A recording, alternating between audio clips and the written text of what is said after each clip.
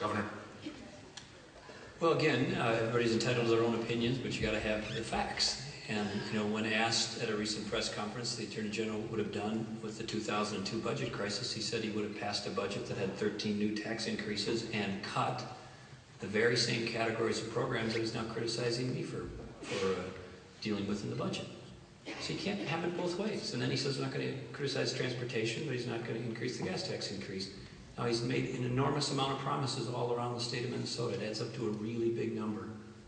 But you can't say that 2 + 2 = 5, checks in the mail, there is a free lunch, money grows on trees. They ultimately have to account for these things. So it'd be wonderful to just promise endlessly.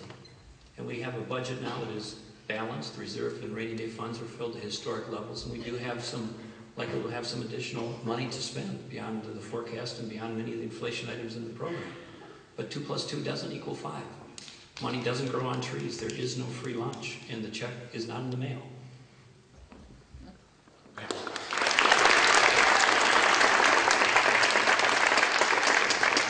Let's call it even now and move on to Mr. Hutchinson.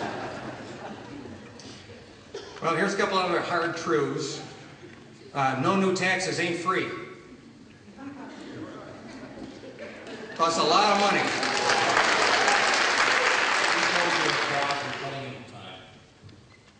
You got to get square about this. You can have no new taxes as a matter of precision, but you don't get it for free. The fees, the charges, the assessments, the da-da-da-da-da, all the other things that we, quote, didn't raise but somehow went up. They were part of the no new taxes deal. It's just that you didn't have the whole deal when the deal was made. And, wow, what do you call it when you borrow money and spend it like crazy? Isn't that... Let's see, that's a free lunch.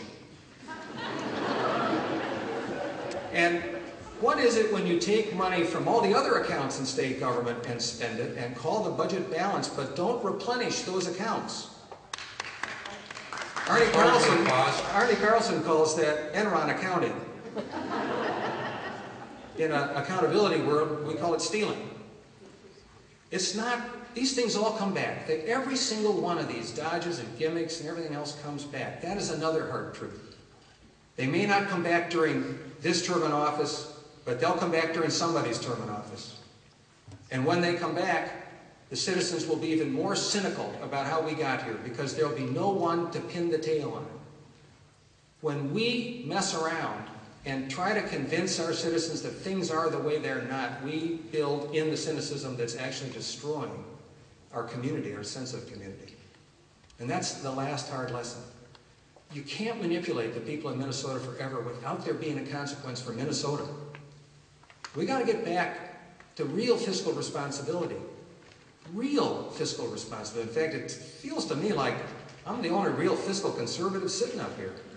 My stuff is all accounted for, the money's all on the table, and it adds up. You may not like it, but it's all there. Thank you. Attorney General, please hold your applause.